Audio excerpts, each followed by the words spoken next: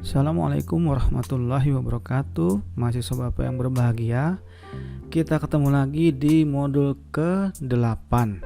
Oke, modul sebelumnya kita sudah membahas mengenai valid dan validitas. Sekarang kita akan membahas mengenai reliable, ya.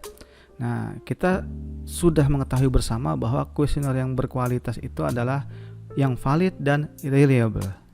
Oke, pertanyaan yang sama dengan modul sebelumnya, cuma yang ini reliable ya. Apakah yang dimaksud dengan reliable dan reliabilitas instrumen penelitian? Oke, kita bahas. Reliable adalah kehandalan atau konsistensi instrumen atau alat ukur penelitian yang dapat digunakan berulang kali. Nah, ini langsung contohnya ya. Kapak membelah kayu. Kemarin kita bahas mengenai validitas ya. Yang cocok untuk membelah kayu itu adalah kapak. Nah, sekarang adalah seberapa konsisten kapak itu bisa membelah kayu berulang kali. Itu adalah yang dimaksud dengan reliable ya, ketangguhan atau kehandalan alat. Harusnya kapak ini hari ini bisa untuk membelah kayu, besoknya juga bisa membelah kayu. Jadi di situ yang dimaksud dengan konsistensi. Baik, nah ini uji reliabilitas berguna untuk mengetahui bahwa alat kita yang kita gunakan ini dapat dipercaya dan dapat mengungkap informasi yang sebenarnya di lapangan. Itu ya, jadi tangguh seperti itu. Baik, kita lanjutkan lagi. Nah, untuk menguji reliabilitas instrumen penelitian kita menggunakan Alpha-Cronbach ya. Nah, ini rumusannya. Nah, keterangannya adalah alpha adalah reliabilitas instrumen, kemudian K-nya itu adalah banyak item pertanyaan, kemudian sigma SI pangkat 2 itu adalah jumlah varian butir, kemudian ST pangkat 2 itu adalah varian totalnya ya. Kita langsung saja. Ini yang akan kita uji reliabilitasnya. Sama seperti judul kemarin ya, pengaruh antara persepsi dan tingkat kepercayaan nasabah terhadap partisipasi program kemitraan Bank FDIK. Nah, yang kita uji reliabilitasnya masih variabel persepsi. Baik, kita sekarang pindah ke data Excel. Ini data yang akan kita inputkan ke SPSS. Kemarin kita sudah punya data.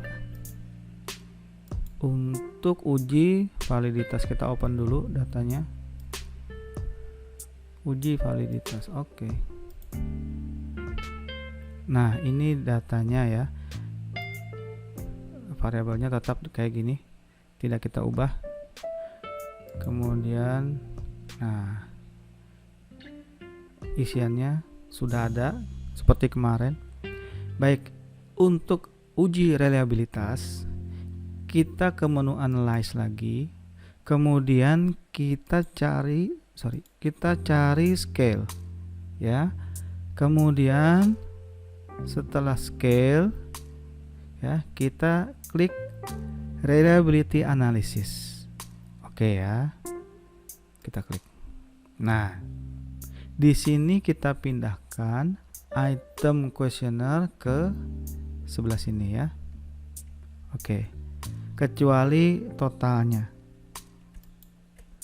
Oke, kita pindahkan. Kemudian modelnya adalah alpha.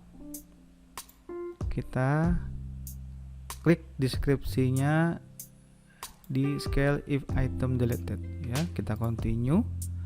Kemudian kita oke. Baik. Nah, ini hasilnya. Nah, sebelum kita akan membaca hasil, kita lihat dulu aturannya ya. Nah, ini cara menentukan reliabilitas atau tidaknya suatu item questionnaire, yaitu dengan melihat nilai Cronbach alpha di tabel reliability statistik ya. Ini untuk melihat reliabilitas keseluruhan kuesioner. Nah, ketentuannya jika nilainya lebih besar daripada 0,60 maka dinyatakan reliable. Kita cek ya. Oke, kita cek. Oke, Oke, ini hasilnya. Nah, di tabel reliability statistik ini ada Cronbach's alpha ya. Nilainya adalah 0,897. Kita cek, kita tulis saja langsung di sini biar nggak bingung ya. Nilainya 0,897 ini jelas lebih besar daripada 0,60. Maka seluruh item kuesioner itu dinyatakan reliable. Nah, kemudian ada cara yang kedua. Ini adalah yang keseluruhan, yang cara pertama ya. Yang cara kedua adalah kita melihat per item ya. Kita cek per item di tabel item total statistiknya. Bisa kita lihat di sini. Nah, ini tabel item total statistik.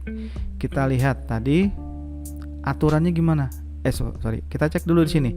Nah, kita cek kolom Cronbach's alpha if item deleted ya. Kemudian ini, jika nilainya lebih besar daripada 0,80 maka dinyatakan reliable. Kita cek satu-satu ya. 0,881, 0,890.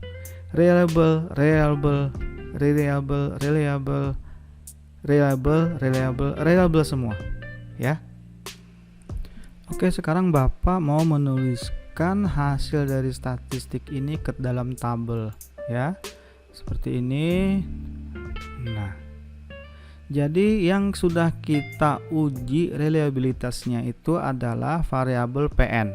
Ingat ya, variabel PN itu terdiri dari 8 item dan 88-nya kita nyatakan reliable karena dia nilai alfanya lebih besar daripada 0,60. Seperti itu ya. Oke. Dan menjadi tugas kalian untuk menguji reliabilitas dari variabel KN dan variabel PN. Oke ya. Baik, sampai di sini dulu perjumpaan kita. Semoga bermanfaat. Assalamualaikum warahmatullahi wabarakatuh.